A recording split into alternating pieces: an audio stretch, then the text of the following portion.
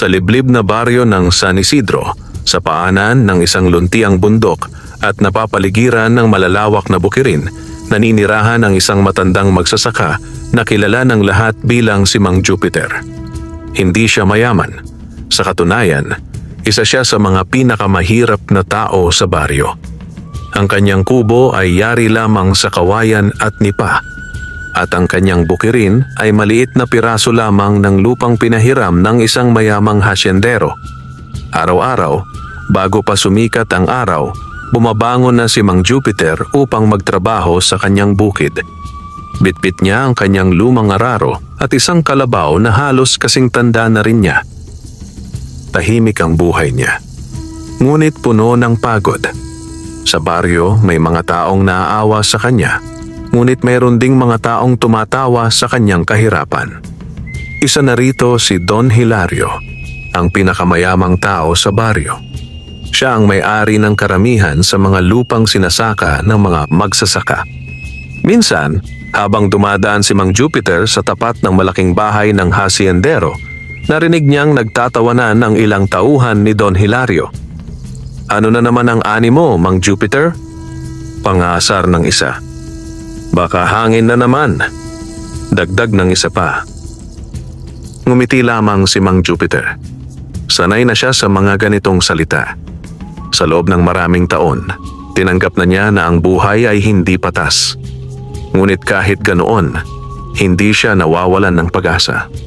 Naniniwala siyang balang araw, may magandang mangyayari sa kanyang buhay. Hindi niya alam na ang araw na iyon ay malapit na.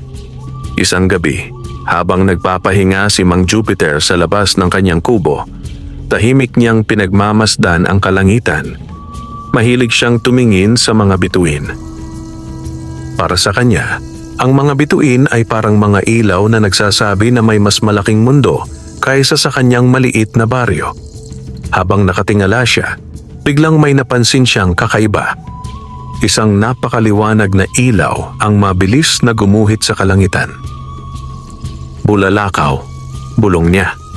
Ngunit kakaiba ang bulalakaw na iyon. Hindi lamang ito mabilis. Napakalaki nito at napakaliwanag.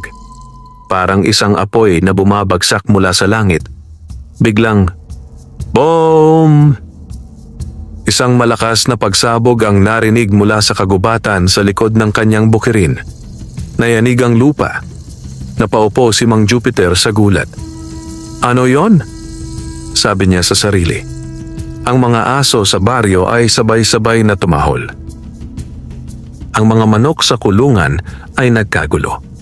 Sa buong baryo, nagising ang mga tao. Ngunit makalipas ang ilang sandali, muling tumahimik ang paligid. Dahan-dahang tumayo si Mang Jupiter. Tinitigan niya ang direksyon ng kagubatan. May kakaibang liwanag na nagmumula roon. Parang may nagliliyab na apoy sa gitna ng mga puno. "Bulalakaw nga," sabi niya. Ngunit hindi siya nagpunta roon ng gabing iyon. Madilim ang kagubatan. At kilala ang lugar na iyon na pinamumugaran umano ng mga ligaw na hayop. "Bukas ko na titingnan," sabi niya. Pumasok siya sa kanyang kubo at sinubukang matulog. Ngunit sa buong gabi, hindi mawala sa kanyang isipan ang liwanag na iyon. Kinabukasan, maagang nagising si Mang Jupiter. Matapos pakainin ang kanyang kalabaw, nagpasya siyang pumunta sa kagubatan upang tingnan ang pinagmulan ng pagsabog. Habang naglalakad siya sa makitid na daan patungo sa gubat, napansin niyang may mga bakas ng nasunog na damo sa lupa. Parang may dumaan na apoy. Habang papalapit siya sa pinagmulan ng liwanag, napansin niyang may malaking hukay sa gitna ng kagubatan. Parang may bumagsak na napakabigat na bagay mula sa langit. Dahan-dahan siyang lumapit. Sa gitna ng hukay, may nakita siyang isang bagay na kumikislap. Isang bato. Ngunit hindi ito ordinaryong bato. Ang bato ay kulay pilak at bughaw, at tila may mga maliliit na sinag ng liwanag na lumalabas mula rito. Para itong humihinga ng liwanag. Lumapit pa si Mang Jupiter.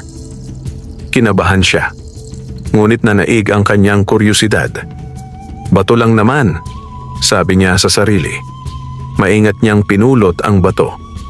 At sa sandaling mahawakan niya ito, biglang may dumaloy na kakaibang init sa kanyang kamay. Parang may enerhiyang pumasok sa kanyang katawan. Napaatras siya sa gulat. Ngunit hindi niya binitawan ang bato. Sa halip, lalo itong nagliwanag. At tila may mahinang tunog na nagmumula rito. Parang bulong. Hindi malinaw. Ngunit parang may nagsasalita. Napalunok si Mang Jupiter. Anong klaseng bato ito? Bulong niya. Habang hawak niya ang bato, napansin niyang ang paligid ng hukay ay unti-unting nagiging mas maliwanag. Ang mga dahon sa mga puno ay kumikislap. Ang hangin ay tila mas sariwa at ang kanyang katawan, na dati ay mabigat dahil sa pagod, ay tila biglang gumaan. Parang nawala ang kanyang pagkapagod. Hindi niya maintindihan kung bakit. Ngunit alam niyang ang batong iyon ay hindi ordinaryo. Isa itong bagay na nagmula sa langit. Isang bato ng bulalakaw. At hindi niya alam na ang simpleng pagpulot niya sa batong iyon ang magsisimula ng mga pangyayaring magpapabago sa kanyang kapalaran.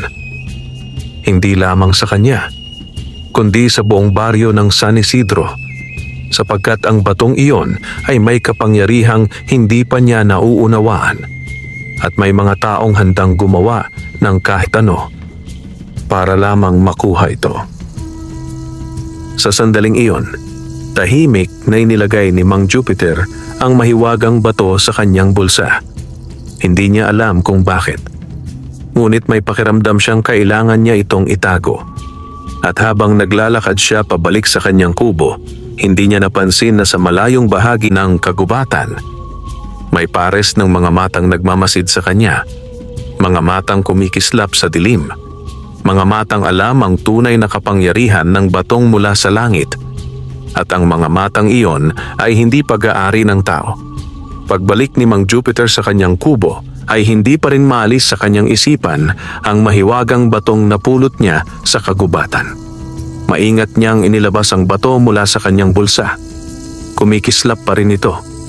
Hindi ito tulad ng karaniwang bato na makikita sa bukid. Ang ibabaw nito ay tila may maliliit na ugat ng liwanag na gumagalaw sa loob, parang may buhay. Anong klaseng bato ka ba? Bulong ni Mang Jupiter. Ipinatong niya ito sa mesa na yari sa lumang kahoy. Sa sandaling mailapag niya ang bato, tila lalong lumiwanag ang maliit na kubo. Ang mga anino sa dingding ay gumalaw na parang may sariling buhay. Napakamot sa ulo si Mang Jupiter. Siguro dala lang ito ng pagod, sabi niya sa sarili. Ngunit may kakaiba siyang nararamdaman. Ang kanyang katawan ay tila magaan. Ang kanyang mga buto na dati ay sumasakit tuwing siya ay gumagalaw ay tila nawalan ng kirot. Pakiramdam niya ay parang bumata siya ng 10 taon. Umupo siya sa isang bangko at pinagmasdan ng bato. Habang nakatingin siya rito, napansin niyang tila umiinit ang hangin sa paligid. At ang ilaw ng bato ay marahang kumikislap, parang tibok ng puso. Lumipas ang ilang sandali at nagpasya si Mang Jupiter na ipagpatuloy ang kanyang gawain sa bukid. Hindi pa siya nakakapagsaka ng maayos noong araw na iyon. Bago siya umalis ng kubo, muli niyang tiningnan ang bato. May kakaibang pakiramdam sa kanyang dibdib. Para bang ayaw niyang iwan ito. Kaya napagpasyahan niyang ilagay muli ito sa kanyang bulsa. Isasama na lang kita, sabi niya. Sa bukid, nagsimula siyang magbungkal ng lupa gamit ang kanyang araro. Ang araw ay unti-unting sumikat. Ang hangin ay malamig at sariwa.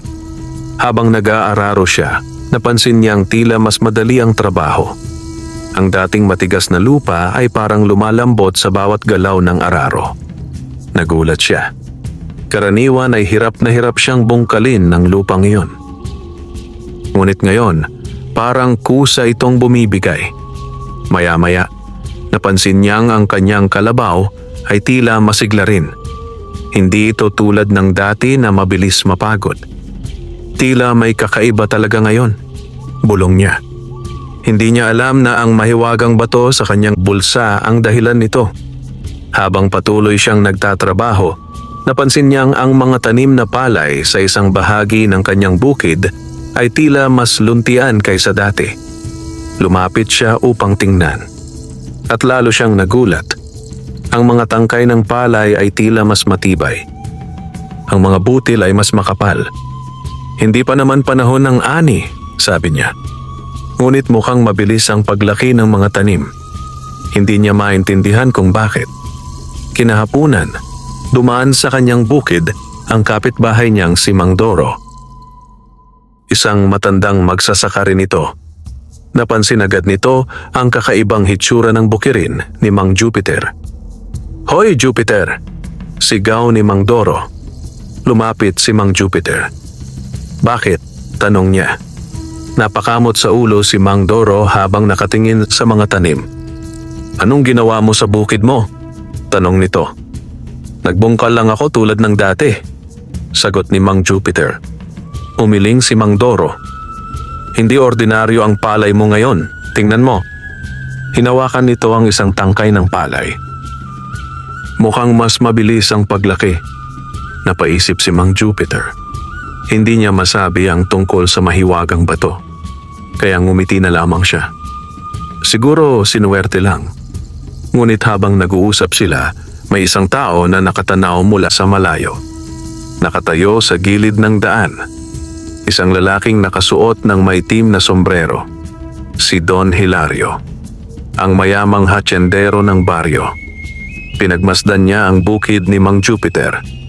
Napansin niya ang kakaibang sigla ng mga tanim.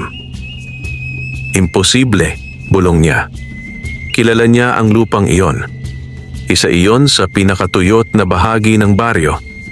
Ngunit ngayon, tila mas maganda pa ang ani kaysa sa kanyang malalawak na bukirin.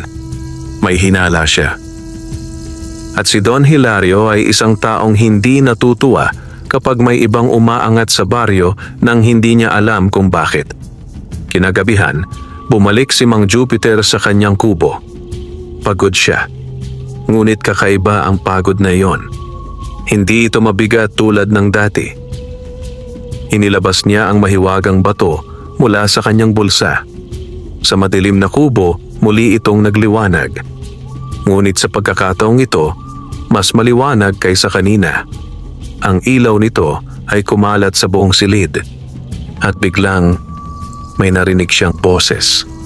Mahina, parang hangin na bumubulong. Tagapangalaga. Nanlamig ang likod ni Mang Jupiter. Napatingin siya sa paligid. "May tao ba?" tanong niya. Ngunit walang sumagot. Muli niyang tiningnan ang bato. At ang liwanag nito ay tila gumalaw. Parang may anyong umiikot sa loob nito. Pagkatapos ay muli niyang narinig ang bulong. Tagapangalaga ng bato ng langit. Napaatras si Mang Jupiter. Hindi niya alam kung natatakot siya o naguguluhan. Ngunit isang bagay ang sigurado. Ang batong napulot niya ay hindi lamang nagbibigay ng kakaibang lakas sa lupa. Mayroon itong lihim na kapangyarihan. At tila pinili siya nito. Hindi niya alam kung bakit. Hindi niya alam kung paano. Ngunit sa gabing iyon, nagsimula niyang maramdaman na ang kanyang simpleng buhay bilang magsasaka ay unti-unting magbabago. At sa malayo, sa malaking bahay ni Don Hilario, may mga utos ng ibinibigay. "Bantayan ninyo si Mang Jupiter," malamig na sabi ng hasyendero. May lihim ang matandang iyon at handa siyang tuklasin ito. Kahit pa kailangan niyang kunin ang mahiwagang bato. Sa kahit anong paraan. Lumipas ang ilang araw mula nang mapulot ni Mang Jupiter ang mahiwagang bato ng bulalakaw. Sa mga araw na iyon, hindi niya lubos maintindihan ang mga pagbabagong nangyayari sa kanyang paligid. Ang dating tuyot na lupa sa kanyang bukid ay tila nabuhay. Ang mga palay ay mabilis lumago, mas matibay ang tangkay at mas makapal ang mga butil. Ang mga gulay na itinanim niya sa gilid ng bukirin ay mas malalaki kaysa sa karaniwang ani ng mga magsasaka sa baryo. Napapansin ito ng mga tao. Tuwing umaga, may mga kapitbahay na dumadaan sa kanyang bukid upang tignan ang kakaibang sigla ng kanyang mga tanim. "Parang pinagpala ang lupa mo, Mang Jupiter," sabi ni Aling Sela isang umaga habang nakatingin sa mga palay. Ngumiti lamang si Mang Jupiter. "Siguro sinuwerte lang," sagot niya. Ngunit sa kanyang puso, alam niyang may kinalaman ng mahiwagang bato. Sa tuwing dala niya ito, tila nagiging masigla ang lahat sa paligid. Ang lupa ay nagiging mabunga. Ang kanyang katawan ay hindi madaling mapagod. At kahit ang kanyang kalabaw ay tila mas malakas kaysa dati. Ngunit hindi lamang ang mga kapitbahay niya ang nakapapansin. Sa malaking bahay ni Don Hilario, patuloy na pinag-uusapan ang kakaibang pagbabago sa bukid ni Mang Jupiter. Nakaupo ang hasyendero sa isang malaking silya habang pinapakinggan ang ulat ng kanyang mga tauhan. "Don Hilario," sabi ng isang tauhan, "hindi normal ang nangyayari sa bukid ni Mang Jupiter." "Paano mo nasabi?" Malamig na tanong ng hasyendero. "Ang lupang iyon po ay matagal ng tuyot. Kahit ilang beses ninyo itong pinasaka sa iba, hindi naging maganda ang ani. Pero ngayon, mas maganda pa kaysa sa bukirin ninyo." Tumahimik si Don Hilario. Hindi siya natutuwa. Sanay siya ang pinakamayaman at pinakamakapangyarihan sa baryo. Ayaw niyang may ibang taong biglang umaangat. "May tinatago ang matandang iyon," sabi niya. Lumapit ang isa pang tauhan. "Nakita namin siyang pumunta sa kagubatan noong araw na bumagsak ang bulalakaw." Napatingin si Don Hilario. "Bulalakaw?" tanong niya. "Opo, may malakas na pagsabog noon. At kinabukasan ay pumunta siya sa lugar ng pagbagsak." Narrow ang mga mata ni Don Hilario. "Hanapin ninyo kung ano ang napulot niya," utos niya. "Kung may kayamanan doon, dapat sa akin iyon." Samantala sa kubo ni Mang Jupiter, patuloy niya pinagmamasdan ang mahiwagang bato tuwing gabi. Sa dilim ng kubo, ang bato ay kumikislap na parang maliit na bituin. Minsan ay tila may maririnig siyang bulong mula rito. Mahina, hindi malinaw. Ngunit pakiramdam niya ay parang may nilalang na nakatira sa loob ng bato. Sa isang gabi, habang hawak niya ito sa kanyang palad, muling narinig niya ang mahinang tinig. "Tagapangalaga." Napabuntong hininga si Mang Jupiter. "Bakit ako?" bulong niya. Wala namang sumagot. Ngunit ang liwanag ng bato ay marahang lumakas. Parang nakakaunawa ito. Habang lumalalim ang gabi, nagpasya si Mang Jupiter na lumabas upang magpahangin. Tahimik ang baryo. Ang mga bahay ay nakapatay na ang ilaw. Ang buwan ay kalahati lamang, ngunit maliwanag sa kalangitan. Umupo siya sa isang lumang bangko sa labas ng kanyang kubo. Habang nakatingala sa mga bituin, inilabas niya ang mahiwagang bato mula sa kanyang bulsa. Kumikislap ito sa liwanag ng buwan. Ngunit bigla, may narinig siyang kaluskos. Parang may gumagalaw sa mga puno sa gilid ng kanyang bakuran. Napakunot ang noo ni Mang Jupiter. "May tao ba riyan?" sigaw niya. Walang sumagot. Ngunit naramdaman niyang may nagmamasid sa kanya. Unti-unti siyang tumayo. Hawak pa rin niya ang bato. Muling gumalaw ang mga dahon. At sa sandaling iyon, may nakita siyang anino na mabilis na dumaan sa likod ng puno. Nanlamig ang kanyang batok. Hindi iyon mukhang tao. Napakabilis ng galaw. "Hayop lang siguro," sabi niya sa sarili. Ngunit sa loob-loob niya, alam niyang may kakaiba. Hindi niya alam na sa dilim ng kagubatan, may dalawang lalaking nakasilip sa kanyang kubo. Mga tauhan ni Don Hilario. Siya nga ang may hawak ng kung anumang napulot niya, bulong ng isa. "Nakita mo ba yon? May ilaw sa kamay niya." Tumango ang kasama niya. "Kailangan nating sabihin kay Don Hilario." Dahan-dahan silang umatras sa dilim. Ngunit hindi sila nag-iisa sa kagubatan. Sa mas malalim na bahagi ng gubat, may isa pang nilalang na nagmamasid. Mas matangkad, mas tahimik, at ang mga mata nito ay kumikislap sa dilim. Hindi ito tao, at tila matagal na nitong hinihintay ang pagbabalik ng bato ng bulalakaw. Habang naglalakad pabalik si Mang Jupiter sa loob ng kanyang kubo, hindi niya napansin na ang bato sa kanyang kamay ay biglang nagliwanag ng mas malakas. At sa sandaling iyon, muli niyang narinig ang bulong. Mas malinaw na ngayon. Mag-ingat ka, tagapangalaga. Napatigil si Mang Jupiter. Mag-ingat kanino? Bulong niya. Ngunit wala nang sumagot. Sa labas ng kanyang kubo, ang hangin ay biglang lumamig. At sa kagubatan ng San Isidro, may mga puwersang unti-unting gumagalaw. Lahat sila ay may iisang layunin. Makamit ang mahiwagang bato na bumagsak mula sa langit.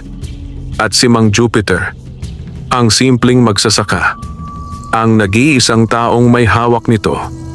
Kinabukasan ng umaga ay maagang nagising si Mang Jupiter. Ngunit kakaiba ang pakiramdam niya. Sa halip na mabigat ang katawan tulad ng nakasanayan niya sa mahabang taon ng pagsasaka, tila magaan ang kanyang galaw. Parang may lakas na dumadaloy sa kanyang mga ugat. Umupo siya sa gilid ng kama at inilabas ang mahiwagang bato mula sa kanyang bulsa. Kahit maliwanag na ang araw, kumikislap pa rin ito. Pinagmasdan niya ito ng matagal. Talaga bang ikaw ang dahilan ng lahat ng ito? Bulong niya. Hindi sumagot ang bato. Ngunit tila may init na nagmumula rito na marahang dumadaloy sa kanyang palad. Pagkaraan ng ilang sandali ay tumayo siya at lumabas ng kubo. Ang bukirin ay nababalot ng hamog. Ang mga palay ay sumasayaw sa mahinang hangin. Ngunit muli niyang napansin ang kakaibang sigla ng kanyang mga tanim. Mas mataas na ang mga tangkay kaysa kahapon. Hindi ito normal, bulong niya sa sarili. Ngunit sa halip na matakot, mas lalo siyang naguluhan. Nagpasya si Mang Jupiter na bumalik sa kagubatan kung saan bumagsak ang bulalakaw. May pakiramdam siyang kailangan niyang bumalik doon. Parang may humihila sa kanya. Bitbit niya ang kanyang itak at isang maliit na supot ng pagkain. Maaga pa lamang kaya tahimik ang baryo habang naglalakad siya papunta sa makitid na landas na papasok sa kagubatan. Habang papasok siya sa ilalim ng malalaking puno, napansin niyang kakaiba ang katahimikan. Walang huni ng ibon, walang ingay ng kuliglig. Parang huminto ang gubat. Unti-unti siyang lumapit sa hukay na ginawa ng bumagsak na bulalakaw. Naroon pa rin ang malaking butas sa lupa. Nasunog ang paligid at may bahagyang usok na tila nanggagaling pa rin sa ilalim ng lupa. Ngunit sa pagkakataong iyon, may napansin siyang kakaiba. May isang tao na nakatayo sa gilid ng hukay. Isang matandang lalaki. Mahaba ang balbas nito at ang buhok ay kulay pilak. Nakasuot ito ng lumang balabal na parang matagal nang ginagamit. Tahimik itong nakatingin sa hukay. Nagulat si Mang Jupiter. "Magandang umaga," sabi niya. Dahan-dahang lumingon ang matanda. Ang mga mata nito ay matalim ngunit kalmado. "Magandang umaga rin, Mang Jupiter," sagot ng matanda. Nagulat si Mang Jupiter. "Hala, kilala mo ako?" Ngumiti ang matanda. Matagal na kitang kilala. Lalong naguluhan si Mang Jupiter. "Pasensya na po, pero hindi ko kayo kilala." Ang matanda ay naglakad papalapit sa kanya. Ang mga hakbang nito ay tahimik na parang hangin lamang. "Ako ay isang ermintanyo na matagal nang naninirahan sa kagubatang ito," sabi nito. "Matagal ko nang hinihintay ang araw na ito." Napakunot ang noo ni Mang Jupiter. "Ano pong ibig ninyong sabihin?" Tumingin ang matanda sa kanyang kamay. Sa bulsa ni Mang Jupiter ay biglang kumislap ang mahiwagang bato. Parang alam nitong may kakaibang presensya sa paligid. Ngumiti ang ermintanyo. "Nasa iyo na ang bato ng bulalakaw." Nanlaki ang mata ni Mang Jupiter. Paano ninyo nalaman? Dahil ang batong iyon ay hindi basta bumabagsak mula sa langit, sagot ng matanda. Pinipili nito ang taong karapat dapat maging tagapangalaga. Napatingin si Mang Jupiter sa kanyang bulsa. Dahan-dahan niyang inilabas ang bato. Sa sandaling makita ito ng ermitanyo, lalo itong nagliwanag. Parang may koneksyon sa pagitan nila. Lumapit ang matanda at tiningnan ito ng mabuti. Mahigit 100 taon na akong naghihintay na may makapulot nito, sabi niya. Ang batong ito ay hindi lamang bato. Ano po ito? Tanong ni Mang Jupiter. Huminga ng malalim ang ermitanyo. Isa itong puso ng isang sinaunang bituin. Napatigil si Mang Jupiter. Ang kapangyarihan nito ay kayang buhayin ang lupa, palakasin ang tao, at baguhin ang kapalaran. Tumingin ang matanda sa kanya. Ngunit may kapalit ang kapangyarihan nito. Nanlamig ang batok ni Mang Jupiter. Ano pong kapalit? Tumahimik ang ermitanyo. Pagkatapos ay nagsalita ito ng mabagal. Kapag nalaman ng mga sakim ang tungkol sa batong iyan, gagawin nila ang lahat para makuha ito. Sa sandaling iyon ay biglang umihip ang malakas na hangin sa kagubatan. Nagpagalaw sa mga dahon, parang may babala ang kalikasan. Tumingin ang matanda sa malalim na bahagi ng gubat. Hindi lamang mga tao ang maghahanap sa batong iyan. Lalong naguluhan si Mang Jupiter. Ano pong ibig ninyong sabihin? Ang ermitanyo ay muling tumingin sa kanya. Ang batong iyan ay matagal nang hinahanap ng mga nilalang na hindi nakikita ng karaniwang tao. Sa sandaling iyon ay biglang kumislap ang bato sa kamay ni Mang Jupiter. Mas maliwanag kaysa dati.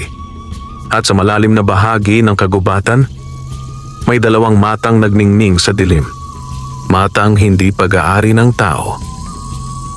Matang matagal nang naghihintay sa pagbabalik ng kapangyarihan ng bato ng bulalakaw. Tahimik ang kagubatan matapos magsalita ang ermitanyo.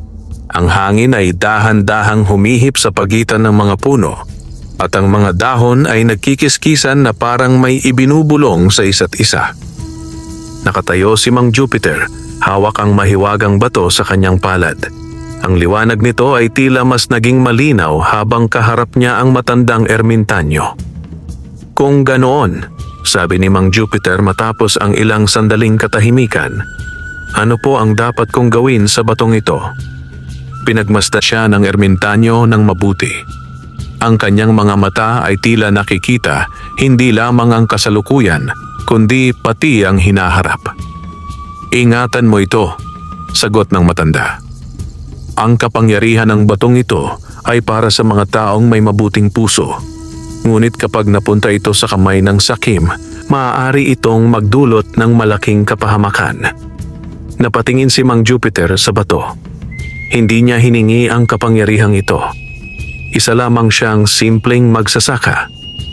Bakit ako ang pinili nito? Tanong niya. Ngumiti ng bahagya ang ermitanyo. Dahil hindi mo hinahanap ang kayamanan. Ang batong ito ay hindi napupunta sa taong sakim. Pinipili nito ang taong marunong makontento at handang tumulong sa iba. Hindi agad nakasagot si Mang Jupiter. Sa buong buhay niya, sanay siyang mamuhay ng payak.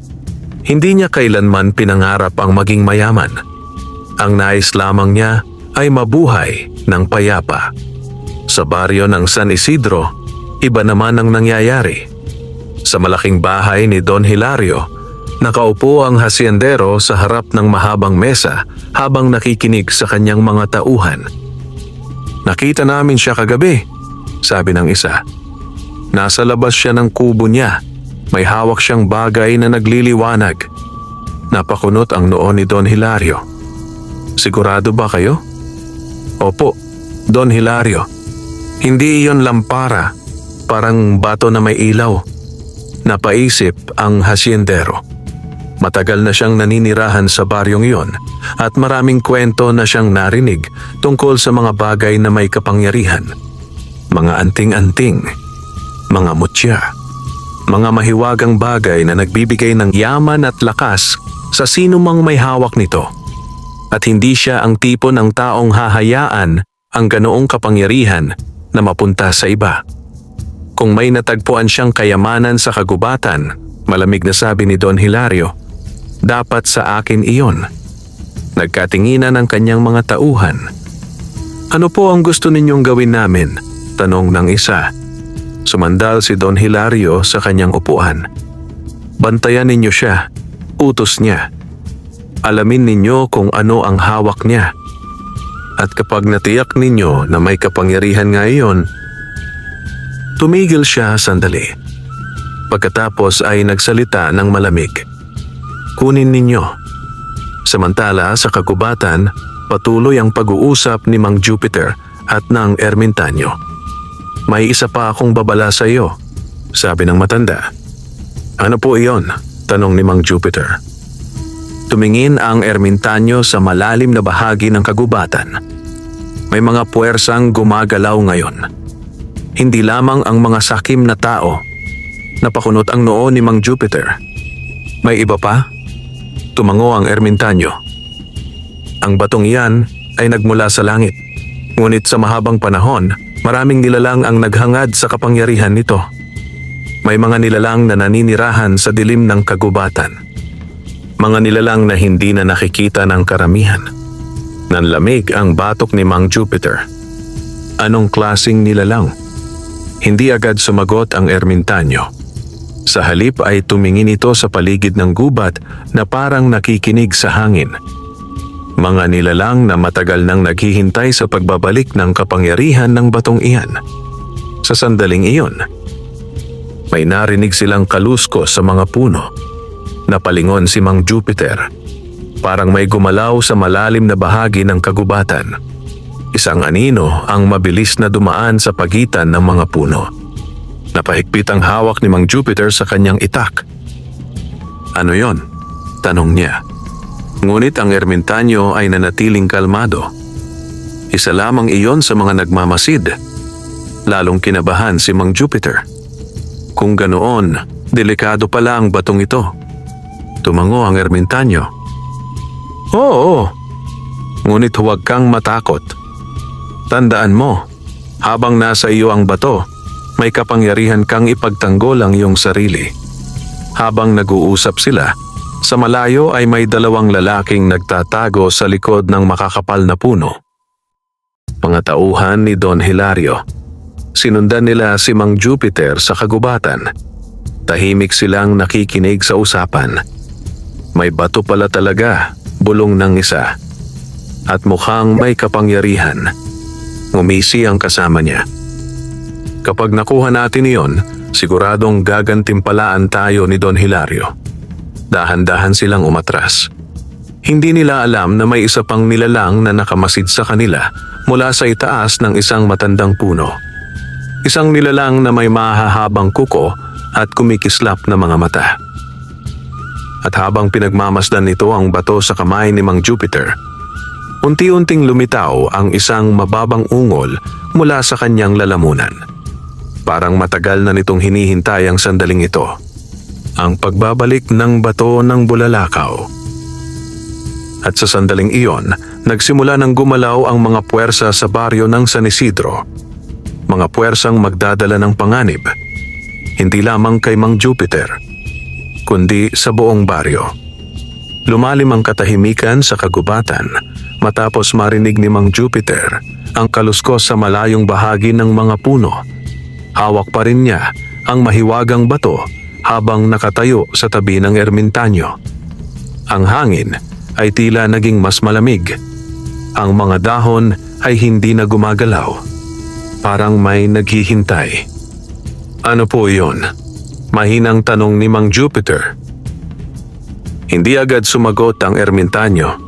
Nakatingin lamang ito sa dilim ng kagubatan. Maya-maya ay nagsalita ito. Dumating na sila. Nanlaki ang mata ni Mang Jupiter. Sino? Ngunit bago pa makasagot ang matanda, ay biglang may narinig silang ungol mula sa likod ng mga puno. Isang mababang ungol. Parang hayop. Ngunit hindi pangkaraniwang hayop. Unti-unting gumalaw ang mga anino sa pagitan ng mga puno hanggang sa may lumabas na nilalang mula sa dilim. Napaatras si Mang Jupiter. Ang nilalang ay matangkad ngunit payat. Ang balat nito ay kulay abo na parang tuyong kahoy. Ang mga mata nito ay nagliliyab na parang baga. Mahahaba ang mga kuko nito at matalim ang mga ngipin. Anong klaseng nilalang iyan?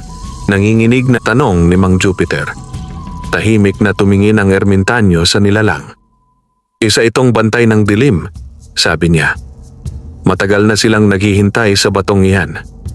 Unti-unting lumapit ang nilalang. Ang mga mata nito ay nakatuon lamang sa bato sa kamay ni Mang Jupiter. Sa amin, ang bato. Ungol ng nilalang. Nanlamig ang dugo ni Mang Jupiter. Hindi niya akalaing makakarinig siya ng halimaw na nagsasalita. Hindi ninyo ito makukuha, sabi ng ermitanyo. Sa sandaling iyon ay kumislap ang bato sa kamay ni Mang Jupiter. Mas maliwanag kaysa dati. Parang may lakas na nagising sa loob nito. Biglang napahinto ang nilalang. Napatras ito ng isang hakbang. Ang tagapangalaga, ungol nito. Makinig ka sa akin, mabilis na sabi ng ermitanyo kay Mang Jupiter. Hawakan mong mabuti ang bato. Hayaan mong dumaloy ang lakas nito sa iyo. Hindi alam ni Mang Jupiter kung paano gagawin iyon. Ngunit sumunod siya. Pinikit niya ang kanyang mga mata habang hawak ang bato. Sa sandaling iyon ay may kakaibang init na kumalat sa kanyang buong katawan. Parang may liwanag na dumadaloy sa kanyang mga ugat. Biglang bumukas ang kanyang mga mata at sa pagkakataong iyon, tila mas malinaw ang kanyang paningin. Naririnig niya ang bawat galaw ng hangin. Nararamdaman niya ang bawat yabag ng nilalang. Sumugod ang halimaw. Napakabilis ng galaw nito. Ngunit sa gulat ni Mang Jupiter, tila mas mabilis ang kanyang katawan. Nakailag siya sa pag-atake. Ang mahahabang kuko ng nilalang ay dumaan lamang sa hangin. Mabuti! Sigaw ng ermitanyo. Gamitin mo ang lakas ng bato. Hawak ang kanyang itak. Mabilis na gumalaw si Mang Jupiter. Hindi niya alam kung paano niya nagagawa iyon. Ngunit tila ginagabayan siya ng bato. Nang sumugod muli ang nilalang, mabilis niyang iniwas ang katawan at tinamaan ang braso nito ng kanyang itak. Umalingaw-ngaw sa kagubatan ang sigaw ng halimaw. Umatras ito. Ang sugat nito ay tila nasusunog. Kumikislap ang hiwa na ginawa ng itak. Parang may liwanag na pumasok sa sugat. Ngunit hindi pa tapos ang laban. Mula sa dilim ng kagubatan ay may narinig silang isa pang ungol. Pagkatapos ay isa pa at isa pa. Unti-unting lumitaw ang tatlo pang nilalang mula sa mga puno. Napaatras si Mang Jupiter. Marami sila, sabi niya. Tumango ang ermitanyo. Hindi nila ibibigay ang bato ng basta-basta. Samantala, sa kabilang bahagi ng kagubatan, tahimik na nagtatago ang dalawang tauhan ni Don Hilario. Nakita nila ang nangyayari. Nanlaki ang kanilang mga mata sa takot. Mga halimaw, bulong ng isa. Hindi ito normal. Ngunit kahit natatakot sila, hindi sila umalis. Alam nilang mahalaga ang batong hawak ni Mang Jupiter.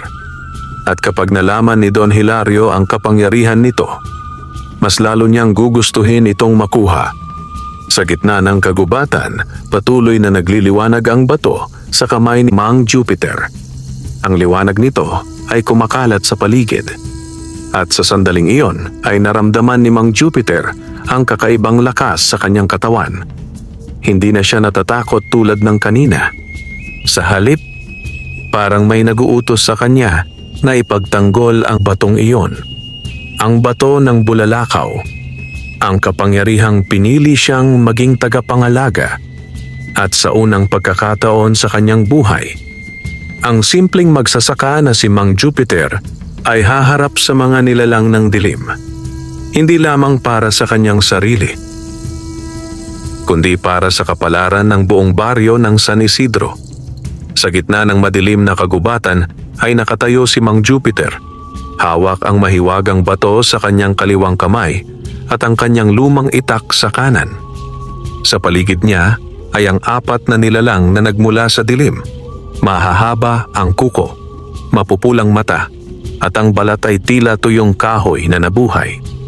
Unti-unti silang umikot sa kanya, parang mga mababangis na aso na naghahanap ng pagkakataong sumalakay. Sa tabi niya ay nakatayo ang matandang ermitanyo, tahimik ngunit matalim ang tingin sa mga halimaw. "Makinig ka, Mang Jupiter," mahinang sabi ng matanda. Ang bato ay hindi lamang nagbibigay ng lakas sa lupa, kaya rin itong palakasin ang puso ng taong pinili nito. Napahigpit ang hawak ni Mang Jupiter sa bato. Ramdam niya ang init nito sa kanyang palad. Parang may sariling tibok ang bato. At sa bawat tibok nito, tila lumalakas ang kanyang loob. Biglang sumugod ang isa sa mga halimaw. Napakabilis ng galaw nito. Ngunit sa pagkakataong ito, hindi na natigilan si Mang Jupiter. Mabilis siyang umiwas at iwinasiwas ang kanyang itak. TSSAAK. Tinamaan niya ang balikat ng nilalang. Umalingaw-ngaw ang nakakatindig balahibong sigaw nito sa buong kagubatan. Ang sugat na ginawa ng itak ay biglang nagliwanag. Parang nasusunog ang balat ng halimaw. Napaatras ito habang umuungol sa sakit. "Maganda!" sigaw ng ermitanyo. Ang liwanag ng bato ay pumapasok sa iyong sandata. Ngunit hindi nagtagal ang pahinga. 3 halimaw pa ang sabay-sabay na sumugod. Napaatras si Mang Jupiter habang sinusubukang umiwas sa kanilang mga kuko. Isang halimaw ang halos tumama sa kanyang dibdib. Ngunit sa huling sandali ay biglang nagliwanag ang bato. Isang bugso ng liwanag ang kumalat sa paligid. Parang maliit na pagsabog ng bituin. Napaatras ang mga nilalang. Napatakip sila sa kanilang mga mata na parang nasisilaw. "Hindi nila kayang tiisin ang liwanag," sabi ng ermitanyo. Huminga ng malalim si Mang Jupiter. Hindi pa rin siya makapaniwala sa nangyayari. Kahapon lamang ay isa siyang simpleng magsasaka na nag-aararo sa bukid. Ngayon ay nakikipaglaban siya sa mga nilalang na hindi niya akalaing umiiral. Ngunit sa kabila ng takot ay may kakaibang tapang sa kanyang dibdib. Hindi niya maaaring hayaang makuha ng mga halimaw ang bato. Hindi lamang dahil sinabi ng ermitanyo, kundi dahil pakiramdam niya ay may tungkulin siyang protektahan ito. Muling sumugod ang pinakamalaking halimaw. Mas malakas ito kaysa sa iba. Ang mga mata nito ay parang apoy sa dilim. Itinaas nito ang mahahabang kuko at sumalakay kay Mang Jupiter. Ngunit sa pagkakataong ito ay hindi na siya umatras. Itinaas niya ang bato. At sa sandaling iyon, isang matinding sinag ng liwanag ang lumabas mula rito. Ang buong kagubatan ay biglang nagningning na, parang tinamaan ng kidlat. Napahiyaw ang halimaw. Parang nasusunog ang katawan nito sa liwanag. Unti-unti itong umatras hanggang sa tuluyang tumakbo pabalik sa dilim ng kagubatan. Isa-isa ring naglaho ang iba pang nilalang. Ang kanilang mga ungol ay unti-unting nawala sa malayo. Muling bumalik ang katahimikan sa kagubatan. Ang mga dahon ay marahang gumalaw sa hangin. Ang mga ibon ay muling nagsimulang humuni. Parang walang nangyari. Huminga ng malalim si Mang Jupiter. Ang kanyang dibdib ay mabilis na umaangat at bumababa. "Umalis na sila," sabi niya. Tumango ang ermitanyo. Sa ngayon, tahimik na umupo si Mang Jupiter sa isang bato. Hindi pa rin siya makapaniwala sa nangyari. Tiningnan niya ang mahiwagang bato sa kanyang palad. Ang liwanag nito ay unti-unting humina. Ngunit alam niyang hindi pa tapos ang lahat. Lumapit sa kanya ang ermitanyo. "Magaling ang ginawa mo," sabi nito. Ngunit simula pa lamang ito. Napatingin si Mang Jupiter sa kanya. "May babalik pa ba?" Tumango ang matanda. Hindi lamang ang mga nilalang ng kagubatan ang maghahanap sa bato. Napabuntong hininga si Mang Jupiter. Pati ang mga tao.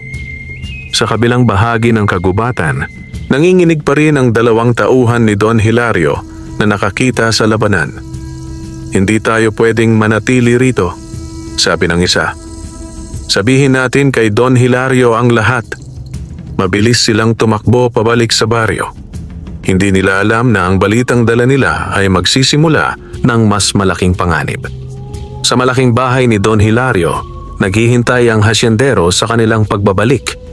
At nang marinig niya ang kwento tungkol sa mahiwagang bato na may kapangyarihang magpalabas ng liwanag at lakas, unti-unting lumitaw ang isang malamig na ngiti sa kanyang mukha. Kung ganoon, sabi niya, hindi lamang ito kayamanan, isa itong kapangyarihan. At sa kanyang isip ay iisa lamang ang pasya. Makukuha niya ang batong iyon.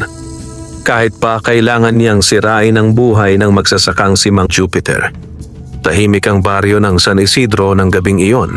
Ang mga bahay ay may mumunting ilaw ng lampara at ang mga tao ay abala sa kanilang payak na buhay. Walang nakaaalam na sa kagubatan ay naganap ang isang kakaibang labanan sa pagitan ng isang simpleng magsasaka at mga nilalang ng dilim. Sa kanyang kubo, nakaupo si Mang Jupiter sa harap ng maliit na mesa habang hawak ang mahiwagang bato ng bulalakaw. Ang liwanag nito ay marahan na lamang ngayon, parang isang bituin na nagpapahinga matapos ang matinding pagsiklab. Tahimik niyang pinagmasdan ito. Hindi pa rin niya lubos maisip ang mga nangyari sa kagubatan, ang laban, ang mga halimaw, at ang kapangyarihang biglang lumabas mula sa kanyang katawan.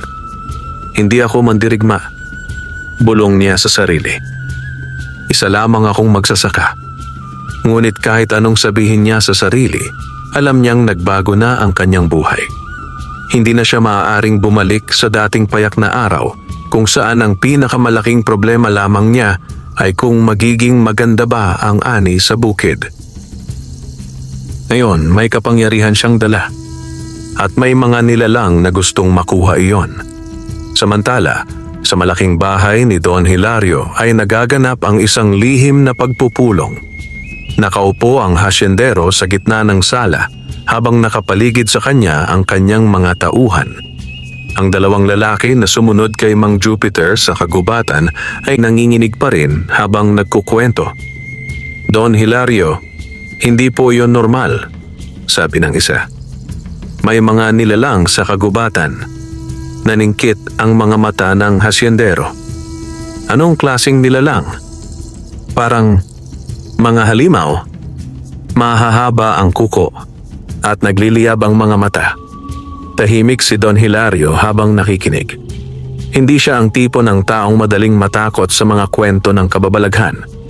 Sa halip, mas lalo siyang naging interesado. At ang bato? Tanong niya. May liwanag po iyon, sagot ng tauhan. Nang gamitin ni Mang Jupiter, naglabas iyon ng napakalakas na liwanag.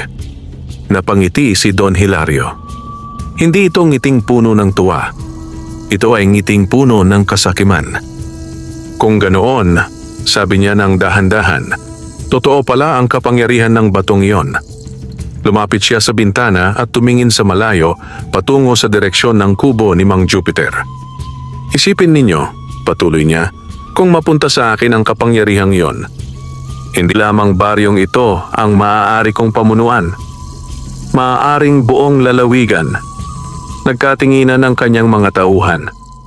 Don Hilario, sabi ng isa, hindi magiging madali iyon. Nakita namin kung paano niya ginamit ang kapangyarihan ng bato. Ngumiti ang hasyendero.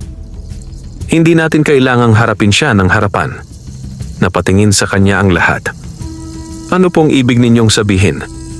Umupo muli si Don Hilario sa kanyang silya.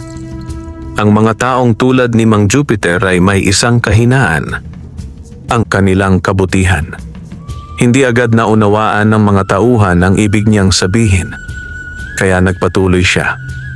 Kung hindi natin makuha ang bato sa pamamagitan ng lakas, gagamit tayo ng panlilinlang. Sa kubo ni Mang Jupiter, nakatulog na ang matandang magsasaka. Pagod ang kanyang katawan matapos ang lahat ng nangyari. Sa mesa sa tabi ng kanyang kama ay nakapatong ang mahiwagang bato. Marahan itong kumikislap sa dilim, parang nagbabantay. Sa labas ng kubo ay tahimik ang gabi. Ngunit sa malayo may mga aninong gumagalaw sa pagitan ng mga puno. Mga taong palihim na naglalakad sa dilim. Mga tauhan ni Don Hilario. Dahan-dahan silang lumalapit sa kubo ni Mang Jupiter. Ang kanilang layunin ay malinaw. Makapasok sa loob ng kubo at nakawin ang bato ng bulalakaw. Ngunit hindi nila alam na ang bato ay hindi basta-basta nagpapahawak sa sino mang may masamang hangarin. At sa sandaling subukan nilang kunin ito, may mangyayaring hindi nila inaasahan. Sa dilim ng gabi, ang kapalaran ng baryo ng San Isidro ay muling magsisimulang gumalaw. At si Mang Jupiter, ang simpleng magsasaka, ay haharap sa isang bagong panganib na hindi nagmumula sa mga halimaw ng kagubatan, kundi sa kasakiman ng kapwa-tao. Malalim na ang gabi sa baryo ng San Isidro. Ang buwan ay bahagyang natatakpan ng makakapal na ulap, kaya't ang paligid ay halos nababalot ng dilim. Ang mga kuliglig lamang ang maririnig na kumakanta sa damuhan. Sa loob ng kubo ni Mang Jupiter ay mahimbing ang kanyang tulog. Pagod ang kanyang katawan matapos ang mga nangyari sa kagubatan. Sa mesa sa tabi ng kanyang higaan ay nakapatong ang mahiwagang bato ng bulalakaw. Marahan itong kumikislap sa dilim, parang maliit na bituin na nagbabantay. Ngunit sa labas ng kubo, may mga taong palihim na gumagalaw. 3 lalaki ang dahan-dahang lumalapit sa bahay. Mga tauhan ni Don Hilario. "Sigurado ka bang nandyan ang bato?" bulong ng isa. "Oo," sagot ng isa pa. "Nakita ko mismo kagabi." Maingat silang lumapit sa pintuan ng kubo. Hindi sila gumawa ng ingay. Sanay sila sa ganitong gawain. Isa sa kanila ang dahan-dahang nagtulak sa pintuan. Kriyak! Mahina itong bumukas. Tahimik nilang sinilip ang loob. Nakita nila si Mang Jupiter na mahimbing ang tulog. At sa mesa, naroon ang mahiwagang bato. Kumikislap. "Doon!" bulong ng isa. Unti-unti silang pumasok sa kubo. Ang isa sa kanila ay lumapit sa mesa. Habang papalapit siya sa bato, lalo itong nagliwanag. Ngunit hindi niya iyon pinansin. Sa isip niya ay kayamanan lamang iyon. Dahan-dahan niyang iniabot ang kanyang kamay. Sa sandaling mahawakan niya ang bato, biglang nagliyab ang liwanag nito. "Flash!" Napaatras ang lalaki habang napasigaw. "Ah!" Ang kanyang kamay ay parang nasunog. Parang may apoy na dumaan sa kanyang balat. Nagising si Mang Jupiter sa ingay. "Anong nangyayari?" Sigaw niya habang bumabangon. Sa kanyang gulat ay nakita niya ang 3 lalaki sa loob ng kanyang kubo. "At kayo?" Galit na sabi niya. Sa sandaling iyon ay muling nagliwanag ang bato. Mas maliwanag kaysa dati. Ang buong kubo ay napuno ng puting liwanag. Ang mga tauhan ni Don Hilario ay napaatras habang tinatakpan ng kanilang mga mata. "Hindi natin mahawakan," sigaw ng isa. "Parang nasusunog ang balat ko." Lumapit si Mang Jupiter sa mesa at mabilis na kinuha ang bato. Sa sandaling hawakan niya ito, humina ang liwanag. Parang kinilala siya ng bato. Napatigil ang mga lalaki. Nanlaki ang kanilang mga mata. "Totoo nga," bulong ng isa. "Ikaw lang ang kayang humawak niyan." Humigpit ang hawak ni Mang Jupiter sa bato. "Ano ang ginagawa ninyo sa bahay ko?" tanong niya. Walang nakasagot agad. Sa wakas ay nagsalita ang isa sa kanila. "Don Hilario ang nagpadala sa amin." Napakunot ang noo ni Mang Jupiter para kunin ang batong iyan. Napabuntong hininga si Mang Jupiter. Alam niyang darating ang araw na ito. "Sabihin ninyo kay Don Hilario," sabi niya ng matigas ang boses. na hindi niya makukuha ang batong ito. Ngunit hindi pa tapos ang gulo. Sa sandaling iyon ay biglang umihip ang malamig na hangin sa loob ng kubo. Ang lampara sa mesa ay biglang namatay. Ang liwanag na lamang ng bato ang natira. Napatingin ang lahat sa pintuan. May aninong dahan-dahang lumitaw sa labas. Isang matangkad na anyo. At nang tumama ang liwanag ng bato sa mukha nito, nanlaki ang mga mata ni Mang Jupiter. Ang nilalang ay hindi tao. Ang balat nito ay maputla.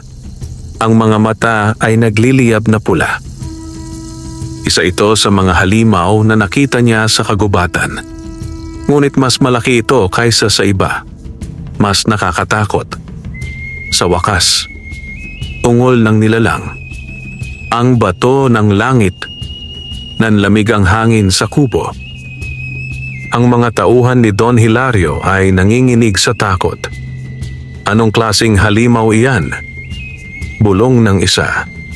Ngunit si Mang Jupiter ay nakatayo lamang. Hawak ang mahiwagang bato. At sa sandaling iyon ay muli itong nagliwanag. Mas maliwanag kaysa kailanman. Ang liwanag nito ay sumalubong sa dilim na dala ng nilalang. At sa unang pagkakataon, ang laban para sa kapangyarihan ng bato ng bulalakaw ay magaganap hindi sa kagubatan, kundi sa mismong bahay ni Mang Jupiter. Nagningning ang buong kubo ni Mang Jupiter sa matinding liwanag ng mahiwagang bato. Ang puting sinag nito ay tila nagtataboy sa dilim na kasama ng nilalang na nakatayo sa pintuan. Ang halimaw ay matangkad at payat. Ang balat nito ay maputla at ang mga mata ay parang nagliliyab na baga. Ang mahahaba nitong kuko ay kumikiskis sa kahoy na sahig habang dahan-dahan itong pumapasok sa kubo. Ang tatlong tauhan ni Don Hilario ay halos manginig sa takot. Diyos ko, ano yan? Bulong ng isa. Ngunit ang nilalang ay walang pakialam sa kanila. Ang mga mata nito ay nakatuon lamang sa bato sa kamay ni Mang Jupiter. Sa amin, ang bato, ungol nito. Huminga ng malalim si Mang Jupiter. Sa loob ng kanyang dibdib ay may takot pa rin. Ngunit kasabay nito ay may kakaibang lakas na dumadaloy sa kanyang katawan. Alam niyang hindi siya maaaring umatras. Hindi lamang para sa kanyang sarili, kundi para sa buong baryo. Hawak niya ang kapangyarihang maaaring magdala ng kabutihan o kapahamakan. At hindi niya ito ibibigay sa mga nilalang ng dilim. Sumugod ang halimaw. Napakabilis ng galaw nito. Ngunit sa sandaling iyon ay itinaas ni Mang Jupiter ang bato. Isang napakalakas na liwanag ang sumabog mula rito. Ang buong kubo ay nagningning na parang tinamaan ng kidlat. Napahiyaw ang halimaw. Ang balat nito ay tila nasusunog sa liwanag. Umatras ito habang umuungol. Hindi maaari. Ngunit hindi pa tapos ang laban. Sa galit ng nilalang ay muli itong sumugod. Ang mahahaba nitong kuko ay dumiretso kay Mang Jupiter. Ngunit bago pa ito makalapit, isang bagong liwanag ang lumabas mula sa bato. Mas malakas, mas mainit, mas maliwanag kaysa dati. Parang ang kapangyarihan ng isang bituin ay nagising sa loob nito. At sa sandaling iyon ay narinig ni Mang Jupiter ang tinig na matagal na niyang naririnig sa bato. Mas malinaw ngayon. Tagapangalaga, panatilihin mo ang liwanag. Isinara ni Mang Jupiter ang kanyang mga mata at hinawakan ng mahigpit ang bato. Sa loob ng kanyang dibdib ay naalala niya ang kanyang buhay, ang kahirapan, ang pagod sa bukid, ang mga taong tumatawa sa kanya. Ngunit naalala rin niya ang mga kapitbahay na tinulungan niya, ang mga taong nagbigay sa kanya ng kabutihan, at ang baryong minahal niya. Hindi ko kayo papayagang sirain ang aming baryo, matigas niyang sabi. Sa sandaling iyon ay naglabas ang bato ng isang huling matinding liwanag. Isang sinag na kumalat sa buong kubo.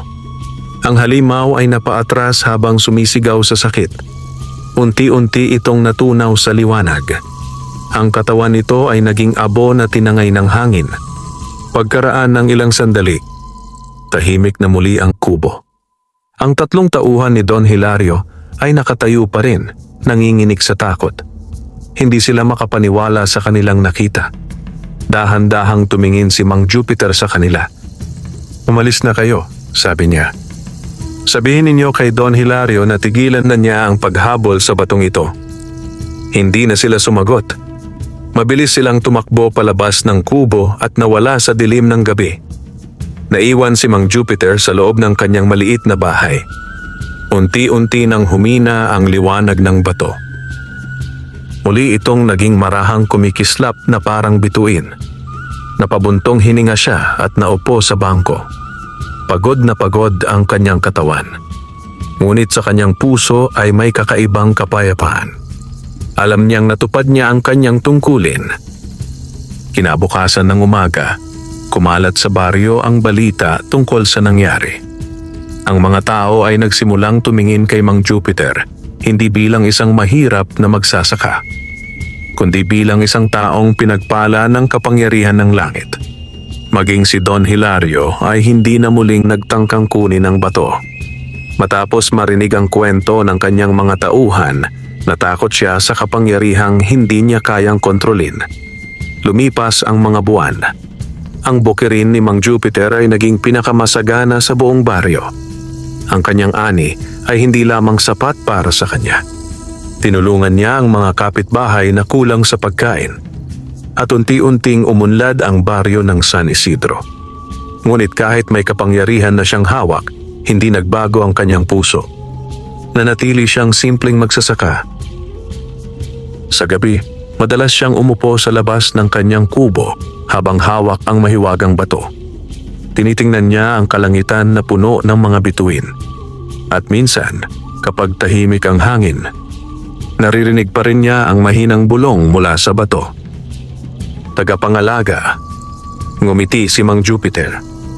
"Hanggat kaya ko," bulong niya. "At hanggat kailangan ng baryong ito, iingatan ko ang liwanag."